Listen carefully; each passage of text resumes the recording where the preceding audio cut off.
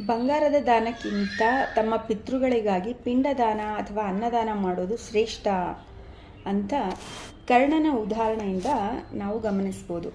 ಒಂದು ಪ್ರಚಲಿತ ಕಥೆಗನುಸಾರ ಕರ್ಣನ ಮರಣದ ಬಳಿಕ ಅವನ ಆತ್ಮವು ಸ್ವರ್ಗಕ್ಕೆ ಹೋಗುತ್ತೆ.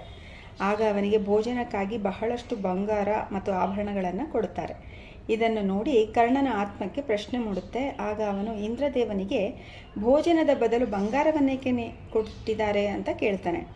ಆಗ ಇಂದ್ರ ಹೇಳ್ತಾನೆ ಕರ್ಣನಿಗೆ, ನೀನು ಜೀವಂತವಿರುವಾಗ ಜೀವನವಿಡೀ ಸುವರ್ಣದಾನವನ್ನೇ ಮಾಡಿರುವೆ. ಯಾವತ್ತೂ ನಿಮ್ಮ ಪಿತೃಗಳಿಗೆ ಅನ್ನದಾನ ಮಾಡಲೇ ಇಲ್ಲ, ಅದಕ್ಕಾಗಿ ಈ ರೀತಿ ಅಂತ ಹೇಳ್ತಾನೆ. ಆಗ ಕರ್ಣನು, ನನಗೆ ನನ್ನ ಪೂರ್ವಜರ ಬಗ್ಗೆ ಮಾಹಿತಿ ಇರಲಿಲ್ಲ, ಆದ್ದರಿಂದ ನಾನು ಅವರಿಗೆ ಏನನ್ನೂ ದಾನ ಮಾಡಲು ಸಾಧ್ಯವಾಗಲಿಲ್ಲ ಅಂತ ಹೇಳ್ತಾನೆ.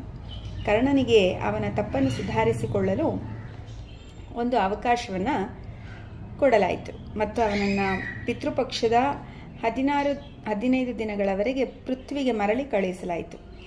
ಅಲ್ಲಿ ಅವನು ತನ್ನ ಪೂರ್ವಜರನ್ನು ಸ್ಮರಿಸಿ ಅವರ ಶ್ರಾದ್ದವನ್ನು ಮಾಡ್ತಾನೆ ಮತ್ತು ಅನ್ನದಾನವನ್ನು ಸಹ ಮಾಡ್ತಾನೆ.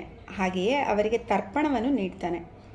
ಈ ಕಥೆಯಿಂದ ನಮಗೆ ಸುವರ್ಣದಾನಕ್ಕಿಂತ ನಮ್ಮ ಪಿತೃಗಳಿಗೆ ಪಿಂಡದಾನ, ಅನ್ನದಾನ ಮತ್ತು ತರ್ಪಣ ನೀಡೋದಕ್ಕೆ ಎಷ್ಟು ಮಹತ್ವವಿದೆ ಅನ್ನೋದನ್ನು ತಿಳ್ಕೊಂಡು ನಾವು ಬೇರೆ ಯಾವುದೇ ದಾನವನ್ನು ಮಾಡೋದಕ್ಕಿಂತ ಮುಖ್ಯವಾಗಿ ಅನ್ನದಾನ ಮತ್ತು ತರ್ಪಣ ನೀಡೋದಕ್ಕೆ ಮಹತ್ವವನ್ನು ಕೊಡಬೇಕು ಅಂತ